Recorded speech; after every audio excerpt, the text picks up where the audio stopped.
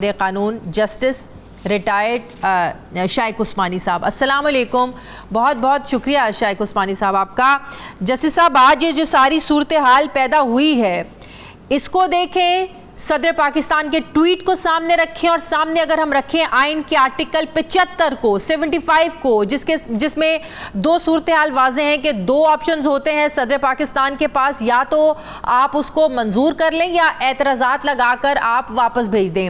अब इस आर्टिकल 75 को सामने रखते हुए सदर के ट्वीट की क्या अहमियत रह जाती है? क्या ये कानून बन गया है, नहीं बना? सदर के ट्वीट को देखें जिसमें वो माफ़ी भी मांग रहे हैं कि मैं अल्लाह से भी माफ़ी मांगता हूं, मैं उन लोगों से भी माफ़ी मांगता हूं जो इससे मुतासिर हुए हैं, जिससे ये हमें तासुर मिलता है कि कानून बन चुका है।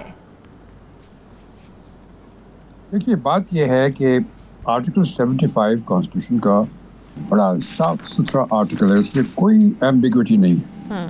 वो साफ कहता है, और इसकी ज़रूरत इस वजह से पड़ी क्योंकि जब 73 कॉन्स्टिट्यूशन आया तो जो प्रेसिडेंट है उसकी पावर्स काफ़ी तक रिड्यूस हो गई हैं, लेकिन हेड ऑफ द स्टेट होने की वजह से उनको कुछ पावर्स दी गई हैं। उसमें से एक पावर ये भी थी कि वो जो बिल्स उनके सामने जाएं उसको अप्रूव करें। तो उसमें ये साफ लिखा हुआ है कि जब कोई बिल उनके सामने पेश होता है, पार्लियामेंट से जो पास हो गया हो, तो उनके पास दो ऑप्शन होती है। पहला ऑप्शन ये होता है कि वो उसको अप्रूव कर दें, साइन कर दें और वापस कर दें, वो अप्रूव हो जाता है। दूसरा ऑप्शन ये है, अगर वो किसी वजह से उसमें कोई चेंज लाना चाहते हैं, उससे एग्री नहीं करते, कोई सजेशन देना चाहते हैं, तो उस सूरत में वो सजेशन अपनी लगा करके उस बिल को वापस कर देते हैं पार्लियामेंट को। ये दो ऑप्शन होते हैं, उनके पास कोई और ऑप्शन नहीं है इस वास्ते। लेकिन अब यहाँ पे ये हुआ है कि प्रेसिडेंट साहब का जो ट्वीट है उससे ये जाहिर होता है कि वो ये कहते हैं कि उन्होंने साइन नहीं किया, तो पहला ऑप्शन तो खत्म हो गया कि उन्होंने साइन नहीं किया। ठीक है। दूसरा, उन्होंने ये कहा कि मैंने अपने स्टाफ से कहा कि इसको वापस कर दें। वो ऐसा कर ही नहीं सकते जब तक कि वो वापस करने के साथ साथ अपनी जो उनकी रिजर्वेशंस है, अपनी ऑब्जेक्शंस है, उसको भी बयान करें। वो उन्होंने बयान नहीं किया। जब उसको बयान नहीं किया तो उसको वापस करने का कोई जवाब ही नहीं पैदा होता। मतलब कि आप ये कह रहे हैं कि सदर साहब ने तहरीरी तौर पर कोई रिजर्वेशन नहीं लिखी या इनकार की कोई वजह नहीं लिखी कि मैं क्यों इससे मुत्तफिक नहीं हूं, तहरीरी तौर पर लिखना चाहिए था, तो उनका अमला पाबंद था इसको वापस पार्लियामेंट भेजने का।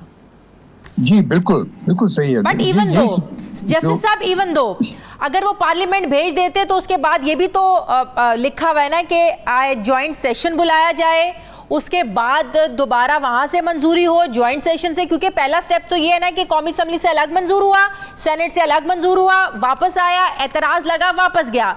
अब जब दोबारा बिल ने वापस भी जाना है, अगर वहां गया भी है, तो उसके बाद ज्वाइंट सेशन से मंजूर होकर फिर वापस आना है सदर पाकिस्तान के बाद, और उसके बाद फिर भी अगर वो 10 दिन तक सिग्नेचर्स नहीं करते तो कानून बनता है। ऐसे कानून कैसे बन गया?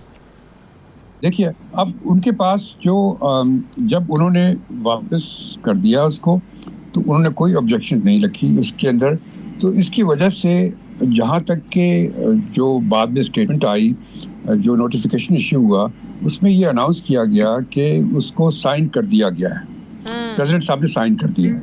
जब प्रेसिडेंट साहब ने साइन कर दिया, उन्होंने कह दिया, उसके बेसिस पर उन्होंने नोटिफिकेशन इशू कर दी। तो इसके मतलब ये हुआ कि प्रेसिडेंट कहते हैं कि उन्होंने साइन नहीं किया, तो किसने साइन किया? हो सकता है कि कोई फॉल्स सिग्नेचर हो। अगर कोई फॉल्स सिग्नेचर हो तो वो एक बिल्कुल मुख्तलिफ चीज हो जाती है। तो अब लेकिन आपने आज जो निगरान हुकूमत के वुज़रा ने प्रेस कॉन्फ्रेंस करी, उसमें ये उन्होंने बताया है, उन्होंने देखो सिग्नेचर्स नहीं है, उसमें सिग्नेचर्स है ही नहीं है सदर पाकिस्तान के। मतलब ये हुआ कि वो टाइम का वो ले रहे हैं कि 10 दिनों के अंदर अंदर जब भिजवाया ही नहीं है, वो कहते हैं हमारे पास आया ही नहीं है, साइन भी नहीं है उसके ऊपर, तो 10 दिन का वो बेनिफिट ले रहे हैं कि हाँ जी, कि 10 दिन में नहीं आया तो खुद ब खुद कानून बन गया। नहीं, अगर साइन नहीं हुए तो यकीनन फिर वो तो बेकार है, फिर तो वो जो बिल है वो आइन वो कानून नहीं बना। लेकिन यहाँ पे बात ये है कि जब वो नहीं हुआ तो उन्होंने अनाउंस कर दिया कि साइन हो गए। तो अब अगर साइन नहीं हुए तो जब तक कि दोबारा पार्लियामेंट के सामने पेश ना किया जाए तो वो कानून नहीं बन सकता। ये तरीका है। तो इट मीन्स कि वेट करना पड़ेगा, वेट करना चाहिए था कि 90 रोज के बाद जब भी इंतखाबात होते, नई पार्लियामेंट आती, जॉइंट सेशन होता, वहां से मंजूरी के बाद वापस आता तो कानून बन सकता था। एम आई राइट सर? जी, तभी बनता। लेकिन अब ये यहाँ पे कंफ्यूजन ये है कि वो कहते हैं मैंने साइन नहीं किया, हाँ। और यहाँ पे अनाउंस हो गया, टीवी पे आ गया, हर जगह आ गया कि उन्होंने साइन कर दिया। अब वो कहते हैं कि साइन नहीं हुआ, तो कंफ्यूजन होगा। अगर साइन नहीं हुआ तो यकीनन वो बिल नहीं बना, वो कानून नहीं बना। लेकिन जज साहब, अगर तहरीरी तौर पर भी कोई एतराज़ लगाकर वापस नहीं किया, भूल गए, तो अमला गाइडेंस के लिए भी तो होता है ना, इंस्ट्रक्शंस भी तो देता है ना कि सदर पाकिस्तान को कहें कि सर अगर आपको ये एतराज़ है, आप वापस भेजना चाह रहे हैं, तो तहरीरी तो कुछ आप लिख कर देना। तो ये भी गलती हो सकती है कि सदर पाकिस्तान ने तहरीरी तौर पर कुछ नहीं लिखा और कहा कि ज़ुबानी कलामी कह दिया कि बस आप ले जाएं और इसको वापस कर दें। नहीं, देखिए, ये जो ऑब्जेक्शन देनी है वो प्रेसिडेंट का अपना राइट है। हाँ। वो स्टाफ से कोई ताल्लुक नहीं है।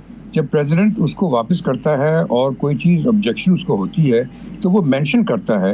उसने अपनी तरफ से तहरीरी तौर पे कोई चीज़ मेंशन नहीं की।